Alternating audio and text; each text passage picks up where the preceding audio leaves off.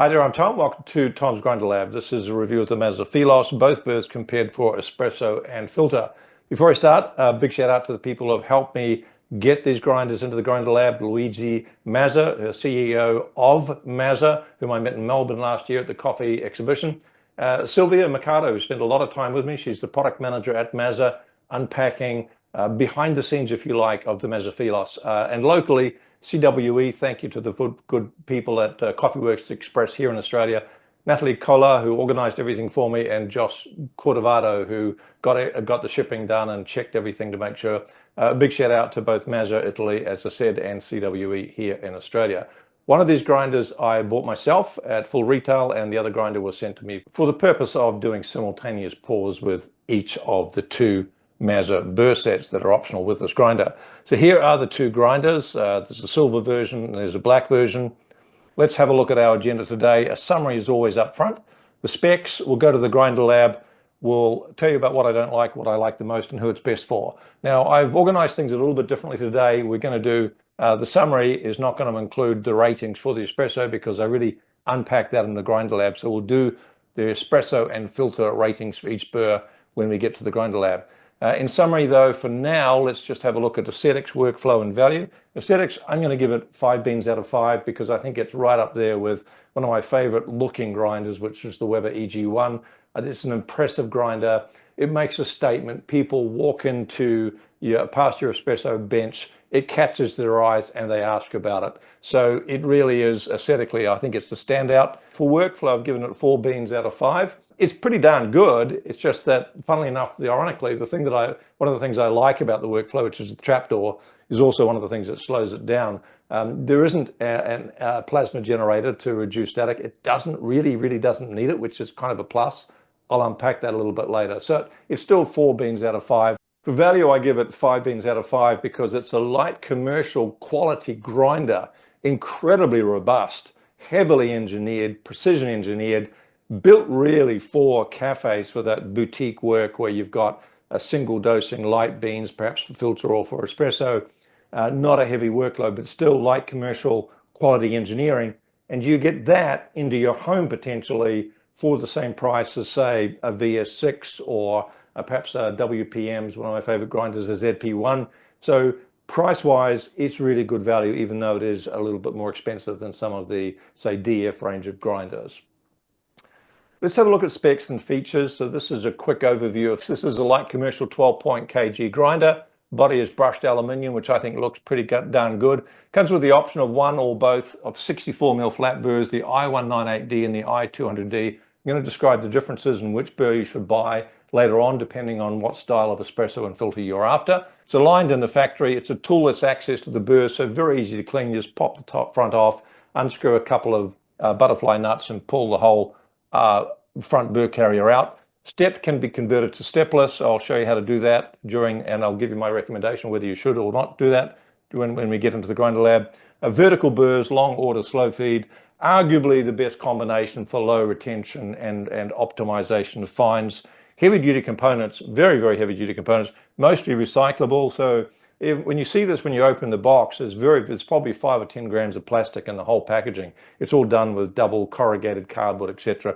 Very clever. So clearly an intent on the behalf of Mazda to upgrade to more environmentally friendly recyclable products. 6 micron adjustments and lots of runway. So you're not going to get either of these burrs running out of runway, even if you're using Nordic light roast for Turkish or whatever. You're still going to have plenty of room on the end of that dial there, which is fantastic because too many grinders, when you get to the light end of an espresso dial range, you're starting to run out of what I call runway, and that can be really frustrating. Never going to be a problem with this grinder, and 6 microns is very good in terms of your ability to fine-tune the adjustment. It's a relatively quiet grinder, a large hopper for a single doser, so it will accommodate as many beans as you want to put in there for filter, maybe 50 grams of filter or more, no problem. Vibration dampening, which helps with the whole thing. It does need vibration dampening, but yeah, it does help the whole thing run just a little bit quieter, a little bit more smooth there. Very powerful motor, asynchronous motor, 400 watts, running at 1400 or 1600 RPM maximum, depending on which hertz you're on USA is going to run a little higher, and Australia, Europe, etc., a little right at 1400. So that's the summary of the features. This is what it looks like when you get your box. It is double box. That's the outside box. This is the internal box. When you open it up, you'll see a certificate saying this grinder was handmade by, in this case, Gabrielle, and there's the serial number. I do think that's quite a nice touch, as a whole grinder was put together in the Mazzer factory by an individual Italian. I think that's a lovely touch. So the rest of the packaging, as I said, very environmentally friendly, recyclable. Always keep your frickin' box, all right? Because one day someone is going to sell this grinder, either you or your grandkids, and it might be useful to have the box to ship it in, because it's very easy to ship and unlikely to get damaged if you're shipping it in the original box. There is a well, let's flick through these. There is a very good, very useful quick start guide, very pertinent, well put together, well thought out. So that's welcome, and it's in paper, which is nice. You don't have to go to a QR code and download it.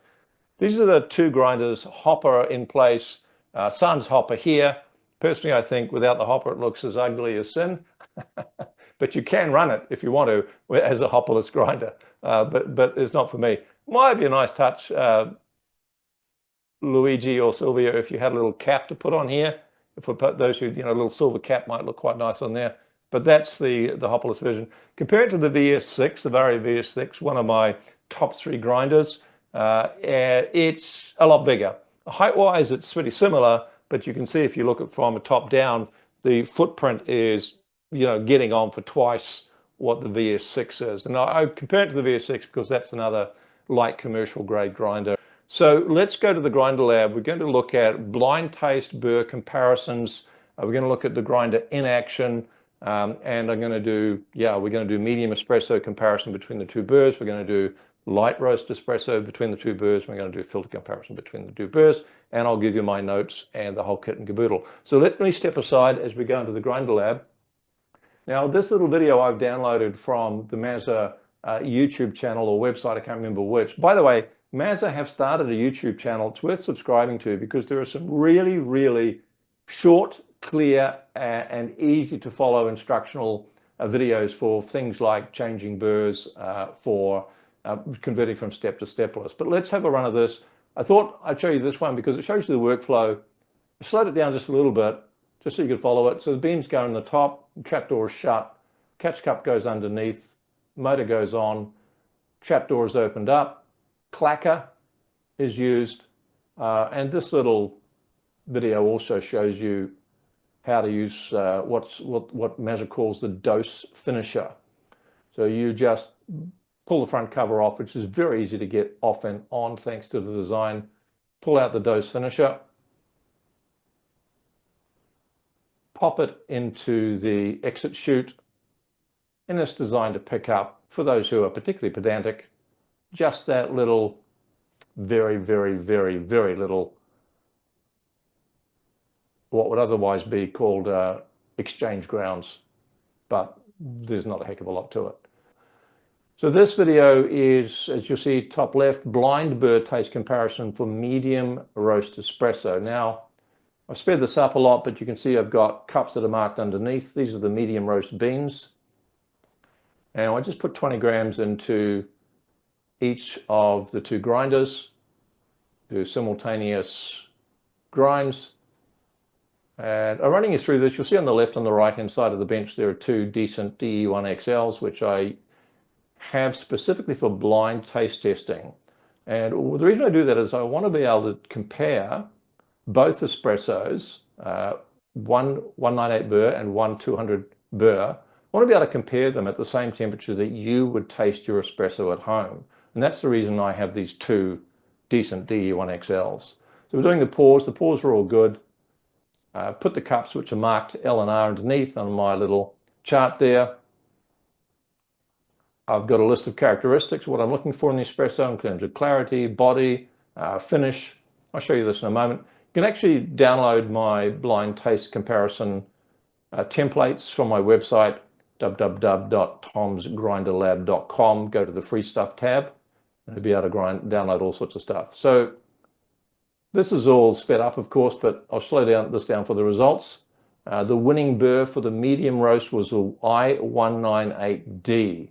It won for pretty much everything other than clarity. in the cup. So that was my pick. The 198 burr was absolutely my pick for medium roast espresso. So let's go on and have a look, and I've made the rest of these videos a little shorter because you now get the idea. I have these two identical decent espresso machines doing the blind taste. Now this one is for light roast espresso. As always, a shout out to Monastery Coffee. This is the bean I'm using from Monastery Coffee, monastery.coffee. They're in South Australia, and they send me this 1 kilo pack once a month for blind taste testing.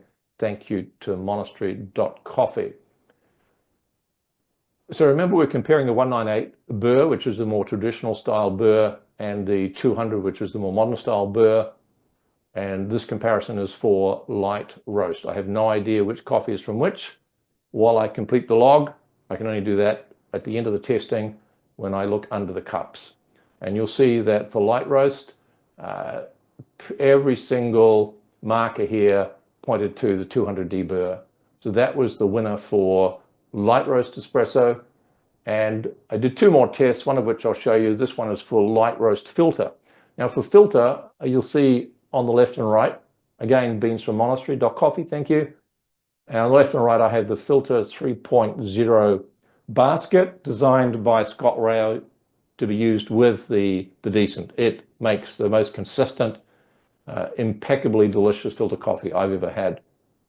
So for this one, which one came out on top? Well, I did two tests. One at 69 degrees, which is kind of just fresh out of the cup. And the 200D definitely stole the show on this one. The 198 burrs had more body, but every other characteristic was won by the 200 burr, which you would expect because it's designed for lighter roast, more modern espresso, if you like. But I ran this test again when the coffee had cooled down. And I thought that the distinction between the two, that's me pointing to the 69 degrees, which was the temperature of the cup, 156 Fahrenheit. And so I ran the test again once the coffee had cooled down to 36 degrees or 97 Fahrenheit. And what I found was quite surprising, because normally when I do this, the differences between the two filter brews is more distinct. In this case, they actually came closer together. So if you like your filter coffee cooler, then probably either of these burr sets would do a job just fine. And so this was a 36 degrees, very close, very close, very close, but the 200D burr did win out, but again, quite marginally. Let me step back into the frame here and give you a summary of the burrs for espresso light, medium, and for filter, and also for milk. So when I rate a burr, I've got to consider the context. Is it a light bean? Is it espresso? Is it a medium bean? Is it for milk? Is it dark? That's the context. You can't really give a burr, I can't, 5 beans out of 5 for absolutely every style of coffee. It just doesn't work like that, because burrs, most burrs, other than hybrid, are designed for a specific context, such as light, medium, roast, milk, whatever. So asterisks indicate that this rating is contextual, but here's my rating. 5 beans out of 5 for the 198 burr. I do believe it shines for that more traditional style, but by golly, it's a great burr. If you're wanting a medium espresso or anything darker than that, that would be my pick for burrs. There's still enough texture, there's enough texture, but there's enough separation of flavor notes with the 198 burr. I don't think it's a true traditional Italian espresso burr. It is more traditional than the 200 burr, but it leans a little bit left of traditional, it has a little nod, if you like, towards the modern style where you want some flavor note separation. It's not just one block of flavor like you might get with some more traditional Italian burrs, but it, as I said, it's traditional, leaning slightly towards modern. Whereas the 200 is definitely a more modern burr. It's designed for filter coffee and for light roast espresso. And for that context, I'm giving it 5 beans out of 5. My preference for the medium espresso is going to be the I198D, and for a lighter roast or even light medium is definitely going to be the 200. For filter, I'm going to give the 198 3 out of 5 beans. I know of at least one well-bursted champion that prefers it over the 200 because it's got a stronger flavor note. It's got a bit more body, a bit more viscosity, if you like. But for me, in a filter burr, I'm looking for flavor separation. I'm looking for subtlety. I'm looking for nuance. And for me, the 200 burr beats out the 198 because it delivers that. Still only 4 out of 5. There are burrs that I prefer for filter, but by golly, it's pretty darn good. And if you wanted a hybrid burr for both light roast espresso and for filter, you'd be going a long way to find anything better than the 200 burr. For milk, 198 really shines. It's got enough body to punch through that milk, whether using alternative milk or whether using dairy. The 200, because it's designed for more subtlety, doesn't punch through the milk as well. It's still quite delicious if you have mainly espresso, maybe you have Americanos or long blacks and you have the odd milk drink, you're still going to enjoy the milk drink. I'm absolutely sure of that. But there are my ratings for each of the different styles of espresso. I wanted to put a quick video together. I was quite intrigued with the idea that with this grinder you could convert from step to stepless. I think it's a very clever concept. And this is how you do it. There is a video now, didn't exist when I put this together, on the Mazzer YouTube website channel, which shows you how to do this, but this is essentially how you do it. You turn the grinder around so that the rear is facing a little knob at the end. You undo that. You just then pull off the dial cover and you reveal this cog and this mechanism here, which is all changes the dial adjustment. There's a couple of screws that you're going to remove from the inner radius, and then you're going to take these little plastic plug spring things out. That's what they look like there. They just make sure everything's a really snug fit when that outer dial is put on. And I just stored them in the back because you've got to put them somewhere, but that's what I did. Bottom line is though, I preferred it stepped. I think the stepped adjustments at 6 microns are fine enough not to have to worry about going in between and getting 3 microns or something like that. So having converted the thing and tried it as a stepped versus stepless, I converted it back to being stepped because, as I said, the micron adjustment is more than adequate. But it's there if you decide that you need it. So what I don't like about the grinder, I don't like the plastic lid. I would prefer a steel lid with maybe a little rubber seal around the inside so it would fit nice and snugly. I just think on top of this beautiful brushed aluminium body, this 12.8 kilogram grinder, which is, I don't know, what is that, 28 pound or something, that this is not the crowning glory. And it could be. It could have a nice little laser Mazzer etched into a beautiful chrome, and it would just cap the whole thing off very nicely. So this is me being fussy. It doesn't take anything away from the general look and feel of the grinder. Normally you're not looking down like this, you're looking sort of more horizontally, but I would like to see that upgraded. So the other really weird thing is this dose finisher, which some people have unkindly called a butt plug, but I'm not going to say that because this is a family video. It just doesn't get enough out for me to warrant use, other than maybe at the end of the week. But even then, why would you? Because according to my jewelry scales, I'm getting 0.05 of a gram out. These are jewelry scales. They're designed to measure not tenths of a gram, but hundredths of a gram. And you'll see 0.05. Not worth it. You will not be able to tell the difference in the cup with 0.05 of a gram coming out. Now, Mazzer tell me that this will get more than that out, that it might get 0.2 of a gram out. Even then, I'm not going to be worried about exchange grounds. These are not retained grounds. They're not stuck in the grinder. They're going to come out with your next grind.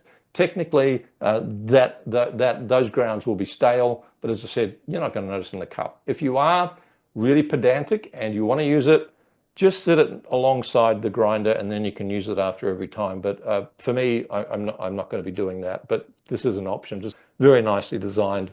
So one thing I don't like is that when I have my lights on over the espresso bench, it kind of washes out the dial on the silver model.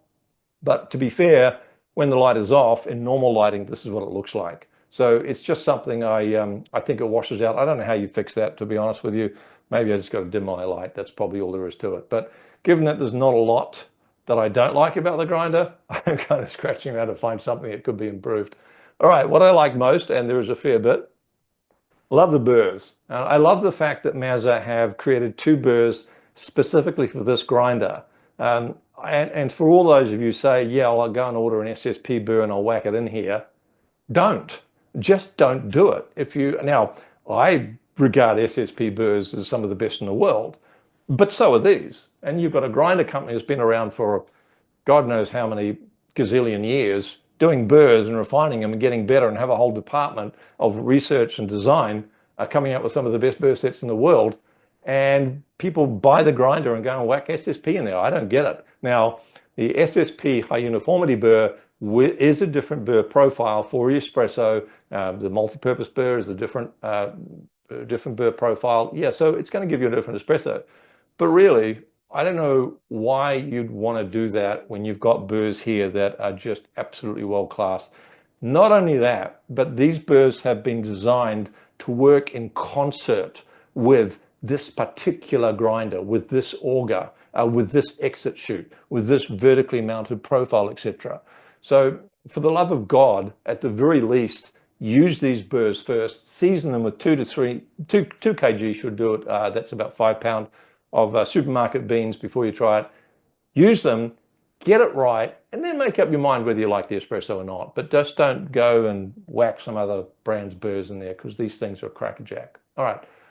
In addition to the fact that these burrs are 5 beans out of 5 for their respective sweet spot, if you like, for light roast for these light roast for the 200 burrs, more traditional medium roast or darker for the 198 burrs.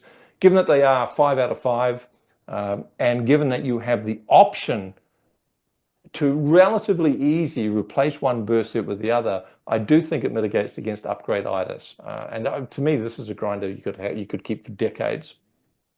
I like the fact that it's got a long auger, that it's vertically mounted. I don't care a lot about that, but I just do think it's symptomatic of the care. And I know from Silvia, the product manager at Mazzer, they've run thousands of tests trying to get this grinder as perfect as humanly possible. And one of the things that they tested was retention, vertical burrs. It makes sense. They're going to retain less than horizontally mounted burrs. To me, it's not a game changer. It's just another nice touch that you think, well, that's well thought out. And does it make a difference? Probably does make a little bit of difference. Could I tell the difference in the cup? Probably not. But you've got thousands of tests, and that's what they've decided. So more power to them. I do like the little trap door. It reminds me very much of the Olympia Express Mocha SD, the single dose grinder from Olympia. It means that you can have it shut, pop your beans in, pop the cap on, turn it on, open the chute, and the beans will plunge to their inevitable death, but through the slow turning auger. So yeah, I think it works really well, and I like using it. I also like the way that they've got the magnetic catch cup, not just sitting on a magnetic base, but actually coming into this arm here, and it fits in really snugly. And the height from the exit chute to the top of the cup is really quite minimal, so you get very, very little in spray grounds once you've got the grinder seasoned. And just remember, every grinder is going to spray grounds all over the place until you've seasoned it with 2 or 3 kgs, almost every grinder. I like the powerful motor. I couldn't find a decent image of a powerful motor, so you have to accept this strongman here. So it's a grinder that's got a lot of torque, and it's 400 watts. And that combination means that I don't think you're ever going to have a stall with this grinder. It doesn't have variable RPM. I really don't think you're going to miss that at all. And there are problems that are introduced even with a strong motor as soon as you go to variable RPM with motor stalling. Again, not a big deal, but this designer has been designed specifically to work optimization of fines through the chute, through the auger, through the burr geometry, through everything working in concert each other to minimize fines and to get you the perfect espresso in the cup, certainly for espresso in my view. This is an image of a Patek Philippe watch that sells allegedly for $5.9 million. Why is it here? Because they have a saying which is, you don't actually own Patek Philippe watch. What you do, and I'm probably butchering the pronunciation, forgive me, you don't actually own it. You're just the custodian for the next generation. And I think this thing is so well built that I could see my grandkids using this. Now I'm probably a bit older than you, chances are, but still I could see this being passed down literally from one generation to the next, if not to the next again. So it's just so robustly built. Again, it's built for a commercial environment. So if you're going to be using it at home, you're going to get The burrs are going to outlast you. The motor's going to outlast you. Everything in this grinder is going to outlast you. What else do I like? I do like the clacker. I think the clacker is really worthwhile, and it will give you an extra 0.2 to 0.3 grams coming out of the grinder. So I do think that's really worthwhile. Now, I spent quite some time with Silvia Mercado. She's the product manager, so she's the person in charge of this whole project. And I put together a little slide on that I call, sorry, Silvia, I'm covering your lovely face up there. There she is. And I put together some tips that came out of the conversation. Best practice for changing the dial if you're going to go from coarse to fine, which you would if you're going from filter, for example, to espresso. Then you're best to run the motor unless you've given it a clean in between. So a lot of people say, oh, you know, I've gone from filter coffee to espresso coffee and it feels like the burrs are chirping or it sounds like the burrs are chirping. Just run the motor when you go from coarse to fine, and that will solve that particular problem. What else did you say? She said that they had tested extensive tests and decided on vertical reserves because that's going to help minimize retention. Auger optimizes consistency. The burrs, the RPM, the auger, the chute are all built in concert and designed in concert with each other, which is why if you go and whack another brand burrs in there, then you're not going to have an optimum performance, at least not according to Mazzer. So just bear that in mind before you replace the burrs. Fines have been optimized also via all of those things working in concert with each other, the RPM, the auger, and the burrs. Ditto with the chute to minimize static. You can swap burrs. It will not void your warranty, but it is not recommended. It is considered to be less than ideal. So, world barista champions. This is interesting. Split burr preferences for filter. So Silvia and Mazzer have two brand ambassadors, both world barista champions in their own right. They did blind taste tests between the 198 and the 200 burrs for filter, for lots of other things, but for filter, one of them actually preferred the 198 burr and the other preferred the 200. I prefer the 200, but the 198 does give more body and a bit more of a flavor punch, if you like, but you sacrifice some subtlety for that. But I thought that was very interesting to note that not only had thousands of tests been run, literally thousands of tests within Mazzer, but they've also got two world barista champions to come and check everything out. So let's have a look at who this might be best for. I think it's obviously ideal for any specialty cafe owner who wants a grinder for use of up to about 2 hours per day. It's going to do that really well. Those who appreciate a grinder that is over-specced, you don't need at home, you don't need a grinder with this quality of components, the heavy-duty nature of the engineering, the precision of the engineering. You do not need that. But I have to say, when this grinder sits on my coffee bench and I look at it and I use it, I appreciate it and I get value out of that. It kind of gives me this warm fuzzy feeling, if you like, and that's worth something. So if you're like me and you appreciate something that's kind of a little bit over top in terms of the engineering, then I think you might find this grinder quite appealing. If you want to mitigate against upgrade-itis, you've got the extra burr. Based on this video, order the Mazzer Philos with the burr set that fits your particular preferred style of espresso or filter coffee. But if you're wondering later on if you might like to try something a bit more modern, if you've got the 198 burr, or a bit more traditional, if you've got the 200 burr, you don't have to buy a whole new grinder. You just get the extra burr set, which are reasonably priced. I'm not saying they're super cheap, but they're certainly not over expensive either. Anyone wants an end game grinder, you're kind of sick of doing the whole upgrade thing all the time, and you want something that can sit on your bench for the next 20, 30, 40 years and deliver results in a cup, this is not a bad option for that. Legacy conscious, if you think you want to hand this down to the next generation. On that note, it's obviously something of a legacy item, as I mentioned before. Anyone who loves the look of the thing, I do think there's value and it's worth paying a little extra for a grinder where you just like the look of it, because you gain value from that every time you have a glance sideways at it. Those who appreciate caring humans. Now, if you spend any time with Louise Mazzer, if you spend any time with Silvia Mercado, if you spend time with CWE here in Australia, with the people there, these are people who care about other human beings, and that care is expressed not from everything in the design of the grinder to the way they treat and support after-sale service requests, to the way they package the grinders. This Mazzer is a caring organization led by someone, Luigi, hats off to you, who cares about people, who cares about product. And I do think there are certainly some other grinder companies around who sure are nameless, not many of them, but there are companies around that care above everything else probably about getting more units sold.